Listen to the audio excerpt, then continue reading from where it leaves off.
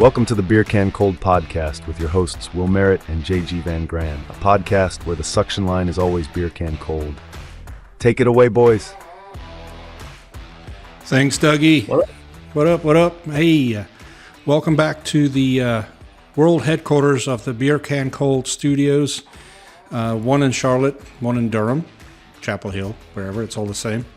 So we come to you again live this afternoon. Just me and Will today. So it should be fun, right? Yep. I think. Yep.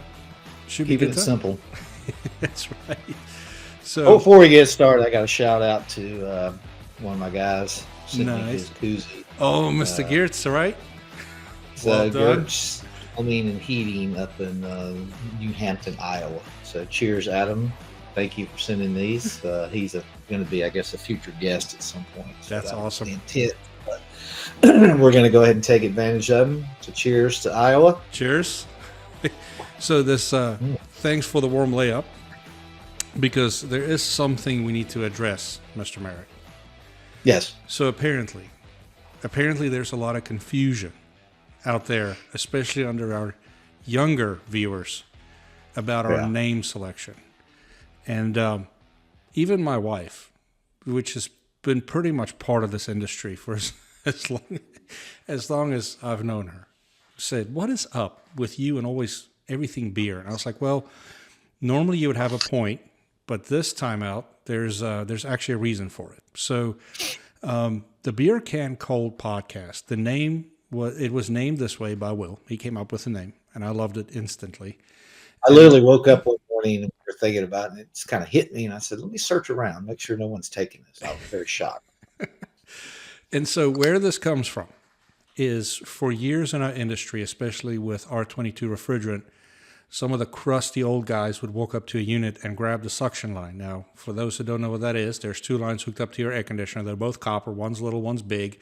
The big one is the suction line, and they would grab that. And if it was Beer Can Cold, Coors Light Cold, she was good to go. Mm-hmm. They didn't even put gauges on her, right? And so for years, that was the industry joke. So when we named the podcast, we actually thought about, this is actually pretty cool. We'll see who gets it, right? Who's going to pick up on it. And there's a couple guys that think it's pretty funny, but for the most part, I've had to explain it more than I think I thought I would. So I'm good with it. Yeah. Last week, my my poker buddies, I came over and they said something about podcasting. And the first guy goes, "Yeah, I jumped on and started listening to one of your episodes," and he goes, "expecting you to be talking about beer," and which is a possibility. HVAC. It's going to happen. I think there should be. He was totally miffed. He was like, "What? What are you talking about heating?" And he knows I'm in heating and air and marketing, so it's kind of funny though. Well, with that, I also want to just quickly apologize. So last week, I do kind of the editing and stuff. So I stay after we record and I put it all together, and then I save. And I saved the cut version in the uncut folder. And so I was we filmed this, and then we edited it, and then we sent it out live. And so I was at the rugby field Thursday evening coaching the girls team, and my phone kept dinging. I was like, "What's going on?" And it's all my friends going, "Hey, you idiot. You sent it out without the music or anything else." So I apologize. I sent out the uncut version, so we will make sure that never happens again. Yeah, most people I don't think noticed. I'm hoping not, but I get it. Oh, what was that? Still working the kinks. Yeah, I said we're still working the kinks out. No, we are for sure, and I think that there is, we're getting better at this, and I'm just want to tell you how much fun it is. It really is. I can't wait week to week to what we're going to talk about. And today, actually, we were scrambling around a little bit because we're filming a little bit earlier than usual because I'm on my way to Florida, and I think you got some stuff going on. But some of our guests we couldn't realign. So you sent me an email here earlier about Guerrilla Marketing, man, and I got super excited because this is something I actually really enjoy talking about. It's like coming up with like really creative ideas to get the phone to ring. And right now, it is time. It's time to guerrilla market like crazy because January, February, and March, if you're in the heating and air business, you know what I'm talking about. 100%. Yeah, we talk about it's the little things. We had a couple calls today with potential clients that reached out to us, and one guy, he's fairly small, but seems like a really sharp guy. And I was just asking, I said, what are you doing currently? And he was telling us, got a little company doing our website, and we're on Google local service ads. And I said, what are you doing in the community? Are you putting job site signs out? And he's like, yeah, we were, but they, in a part of South Carolina, they got hit by the hurricane winds. He goes, I lost all my job site signs. Right. And I said, make sure you're doing that stuff, putting stickers on the units, and you're decaling, the thermostats, or even have them logoed. And I said, little simple things, referral cards, all kinds of stuff. He's like, well, yeah, that makes sense. So that stuff, guerrilla marketing, little, we call it sometimes HVAC 101. Right. The little stuff means a lot. And you can have fun with it, right? So I'm not going to say this is really part of guerrilla marketing, but you're talking about yard signs, and I'll share this thing. So I work, as I'm sure most people know, I work for three brothers, and they have been doing these little YouTube commercials now for several years. And it's funny when you see the commercials and you see the two brothers with the one that's kind of strongly non-HVAC guy, and like, it's that way here. Like they're not pretending. I mean, it might be funny in the commercial, but that's the way they are here. Like two very technical guys and then one guy that's the marketing guy, right? And so that's why it works so well. But during this last presidential election, Dave decided to run as the best Bohr brother, and so he did his best to, put the platform out there. Had a couple of commercials that went out where he was, pretending to be one of the candidates running and stuff, and. We even contemplated, I'm glad we didn't, because I don't think it would have gone over well, but we even contemplated having him showing up at the polling site, with a sign or two and so forth. So we didn't go that far, but it was fun because we involved the entire company. Everybody had, magnets on their trucks, vote for Dave type of stuff. And then we put out the yard signs all over Chapel Hill, Dave running for the best Bohr brother. And that was a very effective marketing campaign. It worked really well. But the point I was trying to make is it was just fun, man. It's like the whole company bought in, and we actually had an internal vote for, who we vote for as the best brother. And it wasn't so private. We thought it would be more private. So it was all over Facebook. So I got, scolded for I voted for you. So it's the whole thing. But it was fun. It really was. Yeah. One of the TV commercials that you guys did, it mimicked him being at the polling, and he was trying to pay people off. He was at the polling location. That's right. And then there's another one where the three brothers are riding in the car, and it starts off, you see it's like a job site sign, but it's a vote for best Bohr brother. And he's sitting in the middle, and his brother's like, what are all these signs, Dave? David, what's going on here? And he gets all kind of turning red and hot and bothered and sweaty, and like, ooh, turn the air up in here in the car. And it's really funny. And I'll do a quick shameless plug too for we just actually launched our new website about an hour and a half ago. Oh, really cool. And and on on the page for like traditional marketing, television, that type of thing, that commercial's on there. No, that's cool. So, and I do also think you didn't pick the commercial where he ran off stage without pants on with just the American flag underwear. We've got a bunch. I've got the Godzilla one. I've got the Batman. We only put just a handful on. It's like a little carousel. But I wanted to give a shout out to my team real quick. No, they worked hard on this, and we've just got upcoming meetings. We're going to the Carrier thing Thursday in Greenville, so they worked really hard, a lot of long hours to get this thing out, and it looks great. So just want to say a big shout out to the team at Effective Media Solutions, and special mention to Jess. She just I was working on it last night, helping her, and she's doing the legwork. I'm doing little things here and there, and so she was putting extra hours in. So that's awesome. Cheers, Jess. Awesome work. Cheers. No, absolutely. The team at Effective Media, and again, shameless plug, right? So you guys have done us right forever. You guys have really helped us grow our business, and I'm super excited that me and you get to sit down and do this, away from our businesses. But in day to day, you guys help us tremendously with what we do. And actually, I was going to ask you. I got an email from you earlier today about the whole Google mess. Do you want to take a minute and talk about it? Absolutely. So last Friday, we got a call from a customer of ours in California, and they had worked really hard to break 1,000 reviews before the end of 2024. It may have been just after, but it was a goal of theirs. And so they called and said, hey, we're missing a bunch of reviews. And, we work hard to get reviews. We just don't have we're not seeing as many people as you guys as a company are. So it's more limited for us to get reviews, but we would see from time to time a review dropping off. And then we heard that phone call, and all of a sudden we were missing 2. And then I checked like Sunday over the weekend, we were missing a couple more. And then I was on the phone with Jim Gregory, who was on last week, and said, "Hey man, what's going on? I look, we're lost another one." So I started searching around, reading different chat forums and things. And so Google's been on kind of a mission to go in and, remove reviews that may not meet their standards. So if you've got an email that's no longer active, they're probably going to wipe your review type of thing. But the general consensus in the kind of digital community is it's a accounting error.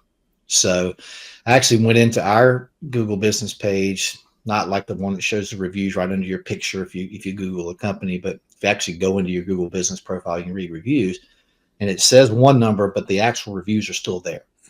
So what the general consensus in the in the marketing world, digital world, is it's an accounting error, and it's a bug or something that Google's had, and they're going to fix it.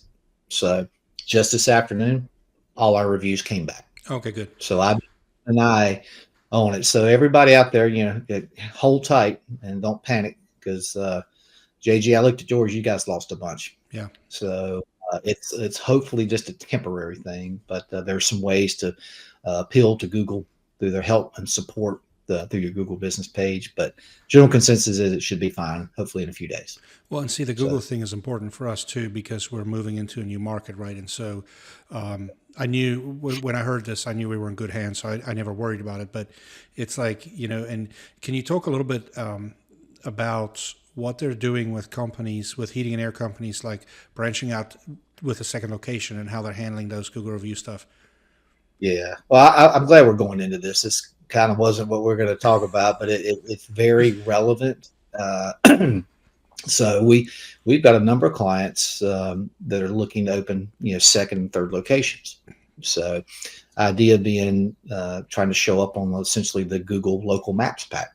So if you're in one town, you're not going to show up on that local maps pack in another town. So you can do some sponsored advertising to show up there, but to show up organically, you have to physically be in that area. Right. So we have one account that has 4 locations now, and hadn't had any issue. We've done it with a couple other accounts. Well, it seems like this is in the past year, they're putting a lot of scrutiny, it seems, on the home services industry, and we heard attorneys in particular. So we think it's an effort by Google. They're just trying to make sure people aren't scamming the system.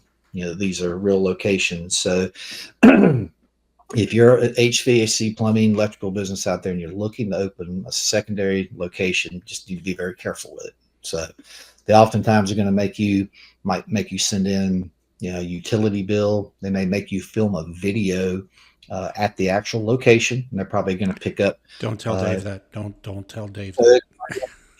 He'd love to shoot a video.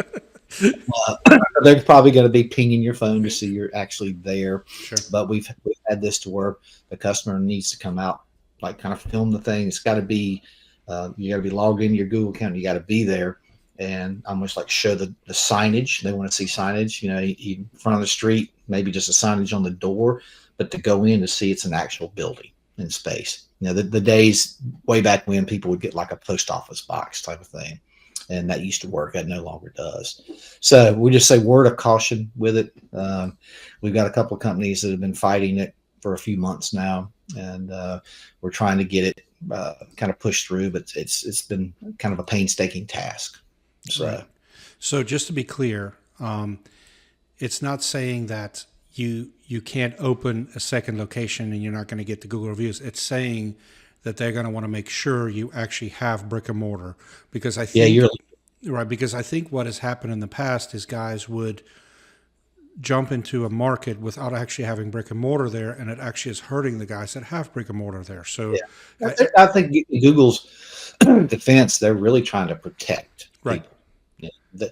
They try to, if you look at local service ads on the top, if you search something heating repair, HVAC repair in an area, a lot of times you will see one of the big players that's got 8,000 reviews, and then you might see a small company that's got 50 reviews, and they try to rotate. I think they do try to, give some credence to the smaller companies and give them a break too, not just reward the ones that are huge juggernauts and maybe you're putting a ton of dollars into Google marketing, but it's it's just a touchy thing right now, and it's interesting how a couple of years ago this was not an issue, and we've seen it. It seems like it's been probably maybe 6 months, maybe a year. I don't know. So we're trying to say, hey, if you're going to do it, just have kind of words of caution. Isn't it true kind of that Google Market kind of, or the Google, not Google Market, Google reviews kind of cornered the market? Like Yelp and all stuff is good, but isn't it like Google is the gorilla? Like they are I kind of own that market or that piece of the segment. Yeah, well, it used to be the statistic for that they owned about 87% of all web traffic. And I just saw a recent study from he's a global marketer, does a lot of different podcasts and things, Neil Patel, that they're watching that diminish a little bit with these different other AI platforms, right. Chat GPT, got Gemini now, got all these different ones. And people are using other ways to search now.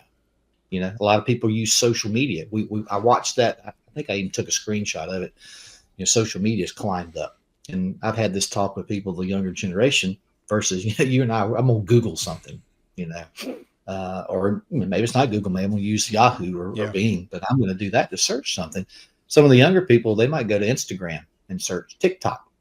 So that stuff's gaining share and Google's losing a little bit of share. But Google reviews there's tons of studies out there, JG, that show someone would trust a Google review of someone they don't know over maybe someone giving them a recommendation, a friend of theirs. Wow.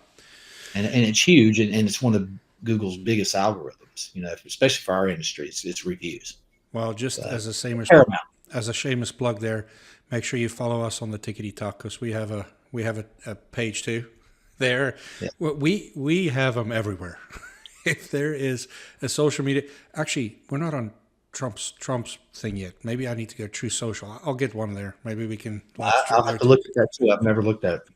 So, well, that was, I wanted to touch base with you on that tonight because it is important to understand. And, not every company is as fortunate as we are here, where you have people in small marketing department, but that does work with you guys and understands this Google stuff. Mm-hmm. And very, very quickly I remember years ago, I was working for a small guy, and right on the cusp of all this Google stuff was breaking. He was having me try to figure out what keywords and stuff was. Dude, I'm a heating and air guy. I don't know this stuff. So I figured I read a book or two and I started understanding it a little bit better. But thank goodness that we have the people in place that we do. But it's like, I can't imagine stepping in as a heating and air guy that just wants to fix people's stuff and get paid well for it, now having to sit down and understand keywords and algorithms and all this other stuff. And like I said, I spent a year doing the software stuff, and it was eye-opening to me. It was eye-opening, the games we play to get ranked and to get different things. Man, it's insane. Mm-hmm. Yeah, it's we will talk a lot of times. We'll get approached by pretty small businesses, startups, and a lot of times we we say, hey, it's not really time to take on a marketing company now. There's a lot of little things you can do, and that's kind of what we discussed. We would talk about tonight, and you can call it guerrilla marketing. We kind of call it HVAC 101. Yeah. Blocking and tackling some things you really need to do that you can do yourself as a small company and a business owner. Right. And start with those first. Make sure you're doing those. It's like habit. You're not missing out, because I hear so many companies, and I see it all the time too, that they're doing work at a home, they're installing a system, maybe they're just doing service, and there's no job site sign. Right. So talk to me a little bit about mailers, right? Because like we talked in one of our previous podcasts about clover leafing. And if you didn't watch that one, let me explain it. So clover leafing is if I were to go sell a system at Mrs. Jones's house, I would walk next door to either neighbor, if it was in a closed residential neighborhood, and I would knock on the door. I wouldn't sell a thing. I would just, and I did a ton of this, I would have a nicely printed business card, and I would just say, hey, thank you very much for opening the door. First of all, I'm just a jolly fat guy. I'm not here to rob you.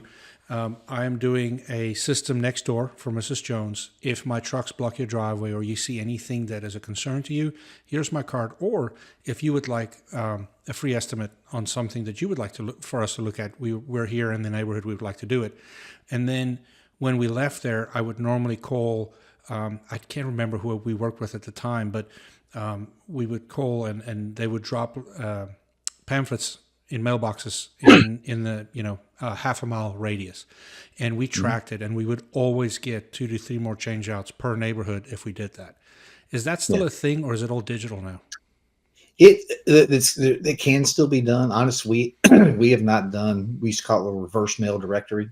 So we'd pick that home you're working at, and you use that as a target address, and then you'd say, I remember way back, this was when I was on your side of the fence, JG, you could do as many as little as like 20 homes around it. And it'd kick out it with no renters. But typically we would do like 100. It was very inexpensive.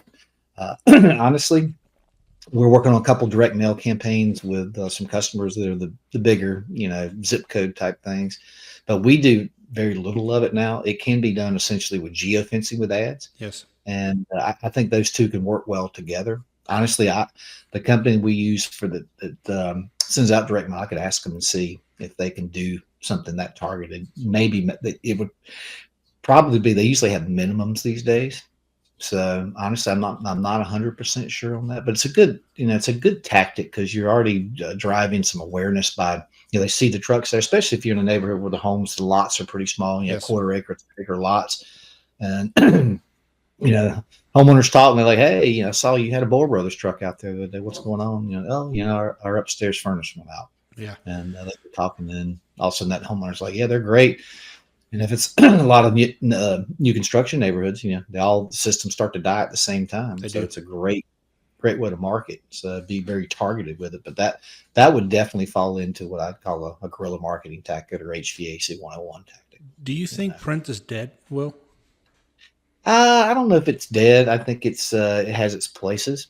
We spoke to a guy just outside of Cleveland today, and he came to us through SBE, and he just went into a local newspaper. He's not in Cleveland. He's in a suburb. And so he was asking us about, he's like, I'm talking to you guys because I understand, you handle digital as well as traditional. And I said, well, it could be a viable option. That neighborhood depends on the readership and the cost of the ad. And again, it's brand awareness. Right. People might clip it out if it's an offer in there and save it, but it's all changed. I think again your demographic of who's gonna read a newspaper is definitely lower, and the mail is it's interesting. I talked to some younger people that work with us that we never go to the mailbox. Mm-hmm. We don't have anything come in the mail other than junk mail. Or the TikTok shop stuff. I have teenagers in my house. There's so much junk coming in from TikTok in my mailbox. It's insane. So, but I think it's like anything. You got to look and see what your audience is. And even the older generation, the baby boomers. The print stuff is just not as relevant, and it to where as print has been reduced over the years, the cost to advertising there has skyrocketed. Right. Because their readership's way down, so the cost to market and advertising there's gone way up. So typically don't see it as much of a viable option, but it's like anything. Talked to a number of dealers in Florida that thrive off the yellow pages still. No kidding. Yeah. Or it's you got retirees. Yeah. I guess I remember I spoke about it today. When my mom, God rest her soul, she used to have a little small town, had that little thin phone book, and that she used that for everything. That's right. The phone book, man. I can. So I was going to share this with you because I actually tried it and it worked. I don't know if I know you do. The book HVAC Spells Wealth, Ron Smith, right? So he talks about. Sure. Was it so? Tom McCart was one of his salespeople, but wasn't the other guy Charlie Greer? Was that his name? Yeah. That sounds familiar. It's been a while since I read it. I tried to get that myself. Yeah, I need to circle back. But so Charlie did this thing, and I actually didn't read it in the book. I read it in a blog because I used to follow him for a while. I had all these blogs that he wrote. And he would do this thing where he would go in a neighborhood before winter, and he didn't do it as a salesy kind of guy. He did it with true concern. And he would go in and say, hey, I'm here to do furnace safety checks for free, right? So all I'm coming in, he had however he checked the heat exchanger, whatever he did, but he would go in and start at the top of the neighborhood and just walk, right? Because everybody's out with their kids walking around. It's like, listen, I'm so-and-so from this is the company I work for. I'm not here to sell you anything. I am, as a community favor, I'm doing these, heating checks and whatever. Not a true check, but just safety checks. Is your CO detectors working, that type of thing. And he drummed up an insane amount of business that way. So I did it. I did a little differently. I picked a neighborhood and I would send out flyers into that neighborhood saying, hey, I'm willing to come do free inspections, that type of thing. Because when he did it, the people were a lot friendlier. And plus, I was doing it in the northern DC area. I didn't want to get shot, right? But anyway, man, I sold quite a bit of furnaces that way. And it was just the piece that I remember about it. And people might think this is a sleazy thing to do or whatever. But if you truly do it with the right heart, I didn't go in there to sell 500 furnaces. If I sold one that night, it was good. But I really wanted to make sure people were safe because people don't understand, man. CO detector or CO kills, like period. And if your furnace is not running right, that's a thing. So, and I went in it with that mindset that I'm here to make sure this neighborhood's safe. And it worked for me. And I think that that's another thing that can be done.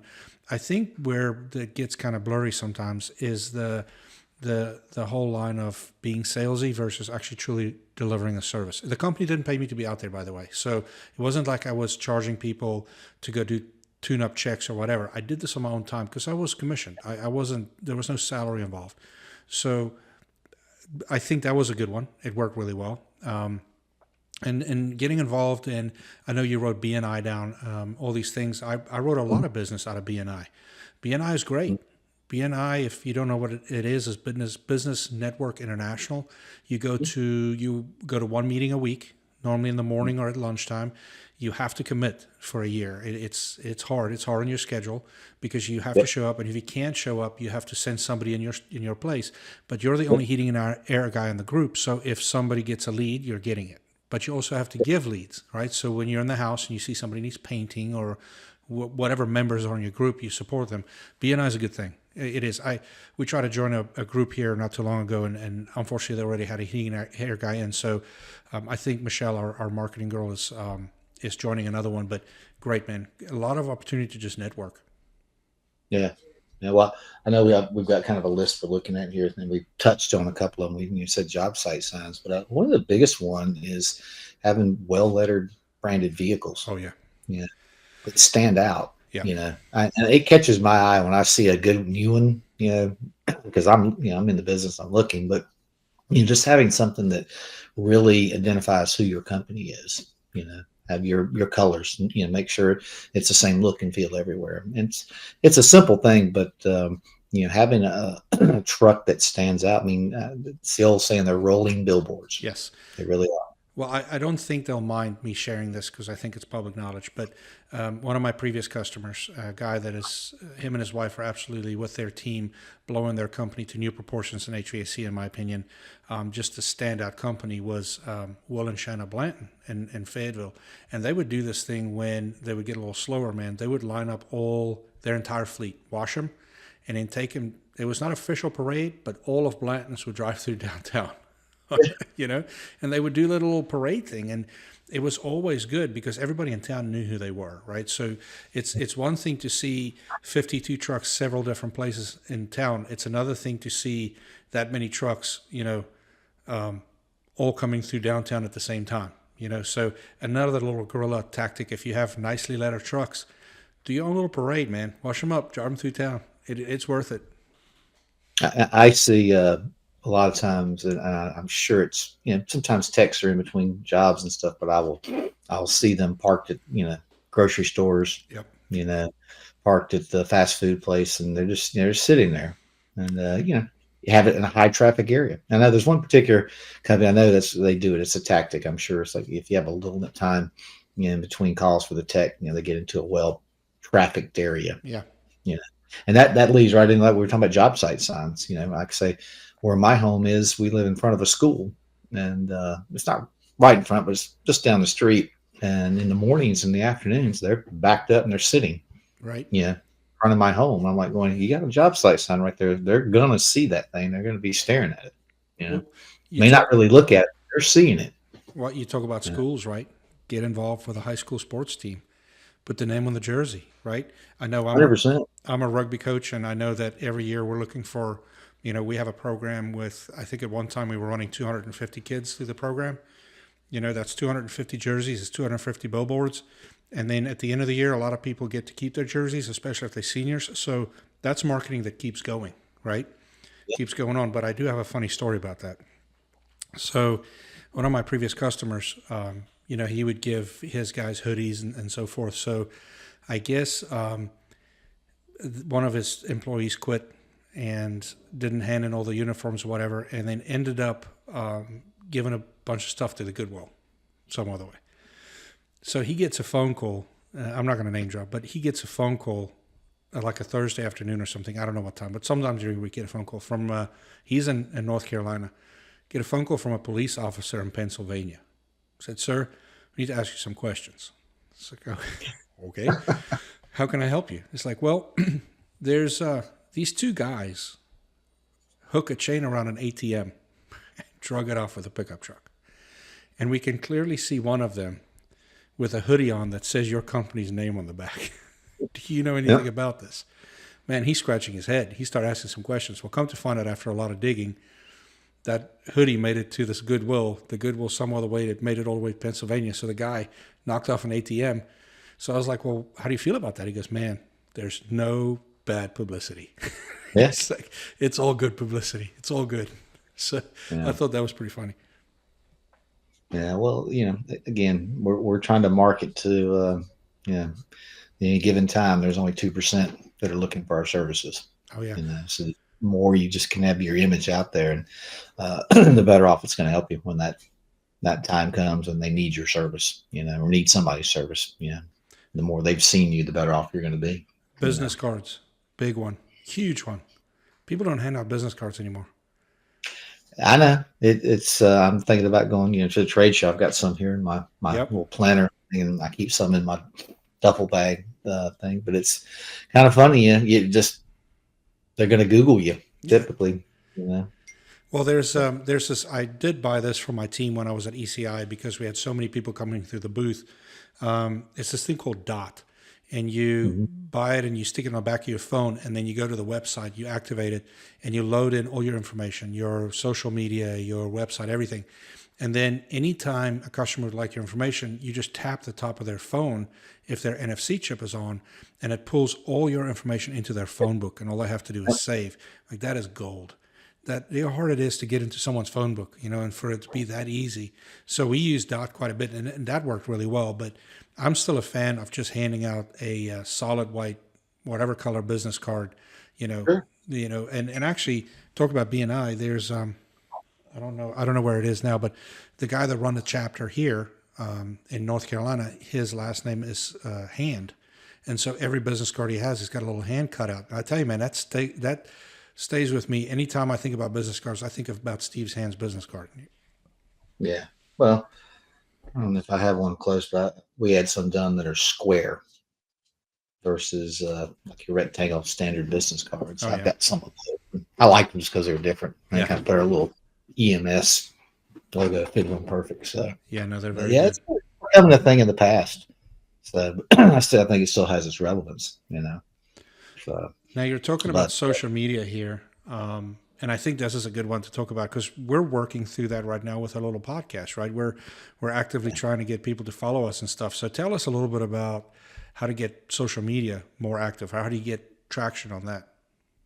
Well, it's we go to we start working with a client, even ourselves. It's get your team, your employees, involved in it. Say, look, not everybody's on social media, but if you are, say, look, make sure you're following us and like us, and then when content's posted, make sure you're liking it, because every time that employee hits like to something company related, it goes into all their circles, Yes. and other people see it.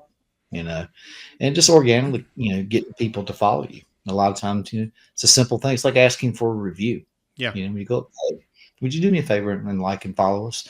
And then I think it comes down to too is we talk about it a lot. Social media is like a traditional branding format that's very inexpensive these days. And, people are seeing it. And like we say, sometimes they're seeing it, but they're not seeing it. They're Right. scrolling through the feed.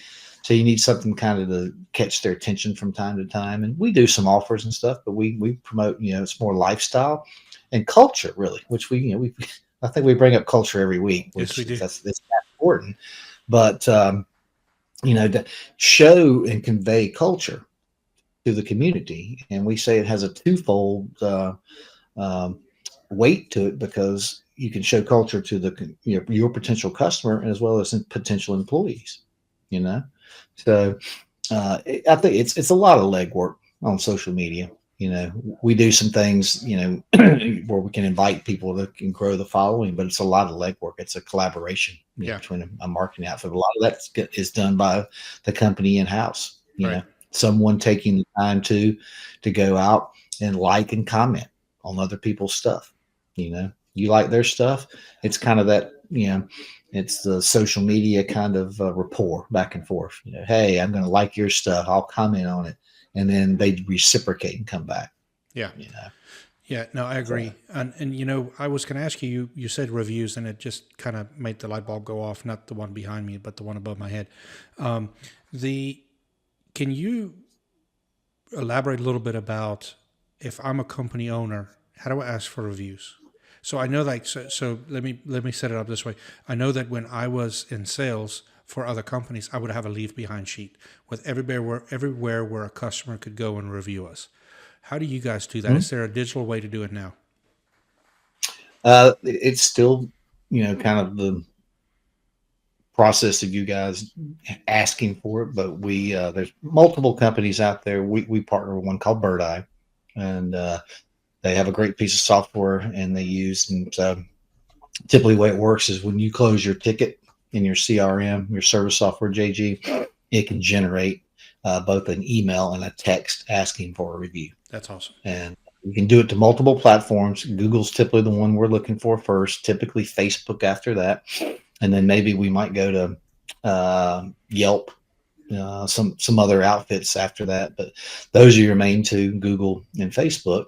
And the way to do it is when you're cleaning up your tools and you're leaving the home, Mr. and Mrs. Homeowner, look, we thank you for the business. Hopefully everything went great and they're happy. So look, would you do me a personal favor, and the company is you're going to get a review request from us, coming to you. Would you mind taking just a few seconds and leaving a review? You kind of put the onus on them, and if you've done a good job, they're going to want to do it. But you kind of got to give them that, play the sympathy card a little bit. Hey, this is going to make me look good in front of my boss. It's really going to help our company. And then, like we said too, business card, put a QR code on there that they can take their phone and scan it, but it's involvement, it's bringing it to their attention, that we're coming and telling them how important it is to your business. So, when I started here 8 months ago, I noticed that every so often we would get a tech review in from a customer, just call and say, hey man, X technician did so well in my home. And so I was like, well, let's supersize that a little bit. So one came in and I highlighted it, sent it out over our internal broadcast to everybody in the company in both languages, English and Spanish, saying, hey, this guy did a great job for the customer. And then each one of the brothers reached out to him, say thank you. And then I was like, in the bottom of the message, I said, hey, come by my office. I have a $10 gift card for you for breakfast, right? Just $10. And so we started seeing an increase in that, in customers calling in. And I was like, man, this is really working. This is a good thing. And so, and it's, not all the technicians, there's a couple that really glom onto this thing. And so until about 3 weeks later, I had a customer call in and said, hey, this technician said for me to please call in to tell you guys how great he did so that he can get his $10 gift card for breakfast. It was like the light bulb went off. It's like, okay, now the guys are actively asking for them, right? And so we're reworked the program a little bit, and we're still doing it. It's still a great thing, but it's like it went from here and there to like all the time, and it was like just to get that $10, right? So the onus is on us today, But yeah, the customer is like, they asked me to call in and say So how great they did. Get a competition going. I'll tell you two quick stories on that. One, I was at I guess it was right after the first year, maybe at the end of the year, but the owner had put out to his service team, review contest. Right. And I don't think he told them what the reward was going to be, but I watched this owner hand out $1,000 to like 4 different techs in cash. Yeah. And that was pretty cool. And then I got another quick story of one of our customers up in the mountains. The dad, husband and wife team, kind of retired. Son took over, and dad got bored, so he wanted to come back in. He's helping doing installs and stuff. So we were telling them, guys, they need to grow reviews. But yep, we're growing, but we need faster we can grow them, the better. So the dad took it upon himself, and they did a contest. So he was getting reviews from like the husband and the wife. He's a talker. Attaboy. So it's amazing how many their reviews skyrocket. He won. Like they had a monthly thing, and he's killing it every month. That's funny. But make it fun. That's another thing. Make it fun with the team. But you really gotta. I know we're bouncing around a little bit, but Google reviews are so important. I said, it's so important for your rankings organically, your rankings on local service ads, everything, and just make it fun with the team. But convey to them that this is something that's infecting the performance of our company, which ultimately excuse me, can ultimately determine the bonuses, extra salary, things like that, because it's something that can help. But get them to how important it is, and of course, not everybody's going to do it. But you need to convey that to the team and let them know, hey, we got to do this. Well, you're talking about having fun, right? So we have certain KPIs and matrices that we track to help the guys track, and we don't track it because we want to make all this revenue. We track it because we really want our technicians to be successful. We want the highest paid technicians in the industry working for us. We want them to earn as much as they can possibly earn. And so one thing that we're doing is we have several TVs throughout the buildings. And so I will take and put up the company scorecards, and how the techs are doing and everybody else is doing. And so we then took, and I said, well, there's got to be some more fun. And this is not going to be a monetary thing. I just need to figure out how to make this fun. So we decided for every KPI that they hit, they'll get 5 points. And at the end of the month, the one with the most points is Tech of the Month. So all right, that's great, but it's bragging rights. But how can we make this more fun? And you know me, I like to build really funky things, right? So I had some stuff laying around in my garage. So it's actually drying. I painted it last night. It's not done yet. So I didn't bring it into today's service meeting. It'll be a couple of weeks from now. But I took some nice thick chain and I welded it to a reversing valve. And so that's the bling for the day, right? So if you win Tech of the Month, you get to wear that thing throughout the entire service meeting. And so it's just fun stuff, man. It's just fun stuff to get the guys fired up and get them to kind of buy in and get the culture. That's part of our culture here. One of our 7 key culture, seven, why can't I think of it now? And anyway, it's one of them is culture, right? Humor and culture is the 2 things that we really focus on. And so it's like the humor piece is you have to bring it. You have to bring it to the team, and you have to make them laugh, because the more everybody laughs, the better everybody does, right? Mm-hmm. Absolutely. Like I said, make it fun. That's kind of a cool thing to have, like the thick gold chain. Like I could only imagine see a reversing valve there. And I remember, I think it was one of the distributors that they were given like their outstanding, whoever was the best salesperson or whatever the criteria was. They were doing like full wrestling belts, like the world champion wrestling belt things. So I looked into that briefly this years back, and I got sidetracked. I'm sure, saw a squirrel or something. And that'd be a kind of a cool thing, to do, because it's very outlandish, and it's out there, but have a whole like goal. WWE, WWF wrestling belt would be fun. Yeah, no. One thing I did come up with today, I think we're going to try to do, and it's just an idea I had because we have some open wall space here, especially in the shop, is to then take the picture of that guy with his gold chain and hang it on the wall, right? So January was Travis. Travis here was our Tech of the Month. He completely knocked it out of the park. I have not met a man that has sold more attic tents than that guy. And I asked him today, we asked him a service meeting. And for those who don't know what an attic tent is, Google it. It's a really cool thing. Like it's an insulated tent that goes over your attic opening, because in most homes, the thermostat is very much directly in line with the damn scuttle hole, right? And, a lot of, so he sells a bunch of these things. So of course you have one or two texts like, Travis is just a salesman, just knows how to talk to people. And I said, well, hold on a minute. I said, Travis, why do you sell attic tents? And he said, because I believe it's truly what's best for the customer, because if there's no heat shining down on the thermostat, their unit will run less and their home will be more comfortable. And dude, he couldn't have knocked it more out of the park. It's no brainer. It was just insane, right? And so I was very proud of him for his answer, but sidetrack again, but it's just, making the things fun around here is really kind of elevating, and it's just making the culture better and better all the time. So, and then the little things. Yes. And I tell you, you talked about company swag, which is cool, but the last one here, the thank you note, right? And follow-up phone calls, happy calls. I think that is a very underutilized and very underdone thing, even by us. We're not doing as good as we could with it because we get busy, so forth. But remembering or reminding a sales guy to call a customer that just bought an $18,000 system and just say thank you. Hey, did everything go okay? Did we exceed your expectations? Yes. Thank you. Thank you for selling that. And that's the core value. That's the word I was looking for. Our core values. So one is humor, right? It's late in the day, JG. It's been a rough 2 days. Listen, I had a tech being T-boned this hour and 45 minutes ago. I'm still reeling from that.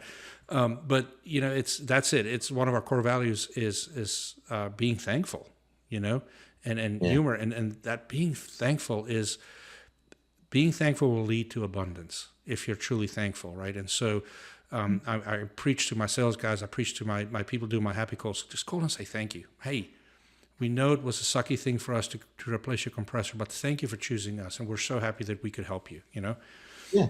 Just ask, hey, is there anything else, we could have done better? Yes. And they say, hey, this guy was great. I just want to let you know that such and such went above and beyond. Right. Yeah. You might find out something that they did, a little thing, and then what can you do? You go, bring it out in a meeting and say, hey, homeowner called and said, our guy did this thing. He helped, something at the home while we were there. Yeah. And it's just another way to build culture like that. But and then the one big thing you cannot forget to do in a happy call: be grateful, be thankful, but then ask for the review or ask for the next lead, right? Hey, if you like the way we took care of you, would you please recommend us to any of your friends that needs our services? That's all you need, right? And so that's how you build your territory, within the heating and air company. That's how you build out your return business.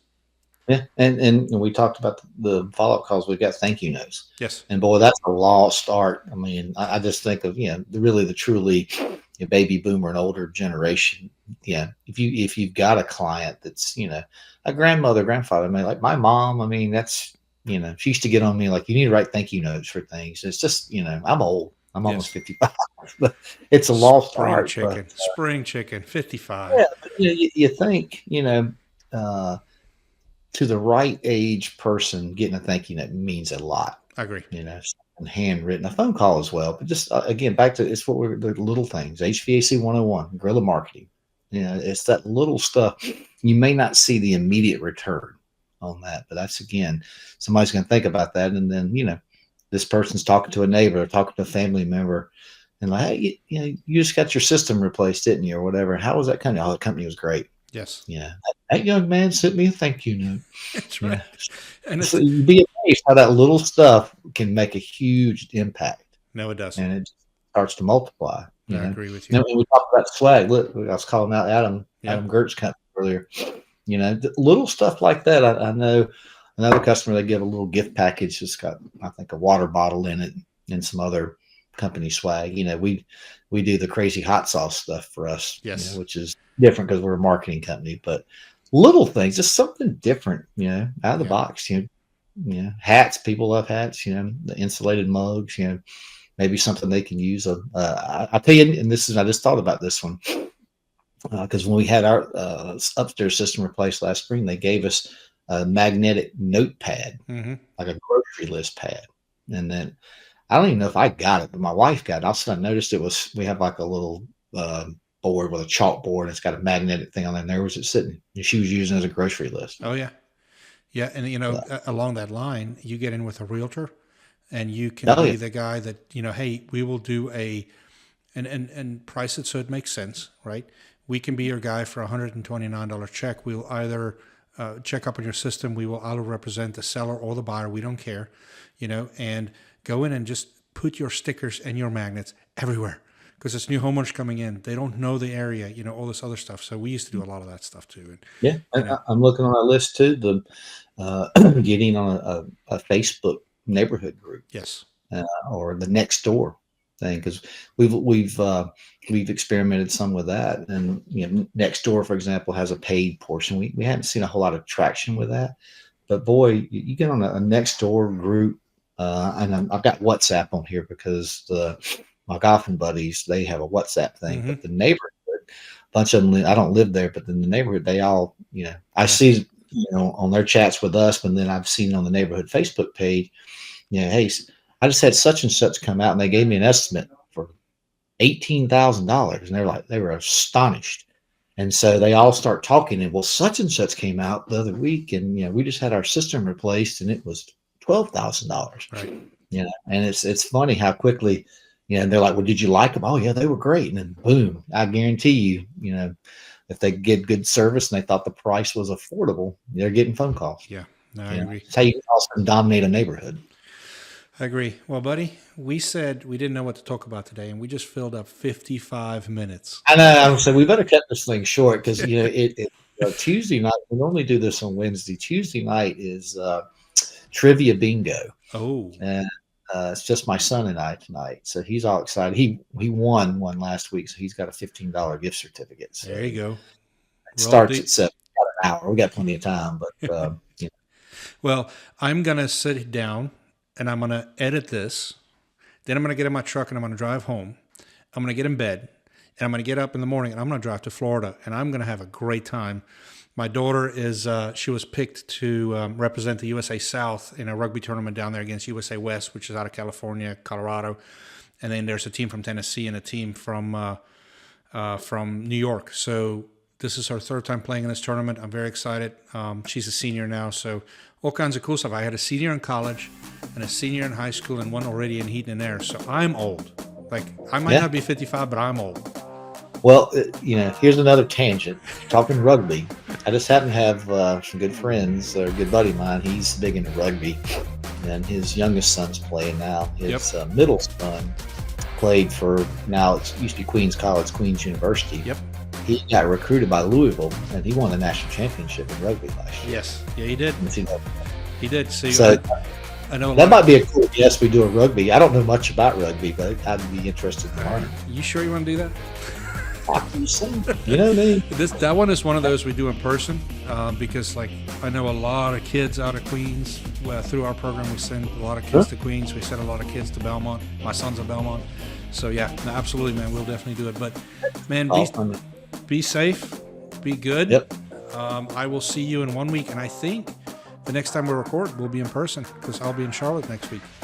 Really? Okay. Well, we have a guest lined up. I'll confirm with him. So I've talked to a couple others, so we just need to get them lined up. If we've got a lot of people that have said yes, just practically anyone I've spoken to is like, oh yeah, we love to go. It'll be fun. That's awesome. So we just got to get them on the calendar. All right, buddy. Well, listen, have a great week. Thank you, everybody, for watching. Please go like and subscribe and follow us. If you can do it for us on YouTube and on LinkedIn. Those are the two ones I think we mostly are targeting. The other stuff is great, but those two will help us really kind of get this thing launched. So we'd appreciate your help, appreciate your support, and I will see you next week, buddy. Cheers. Safe travels. Cheers.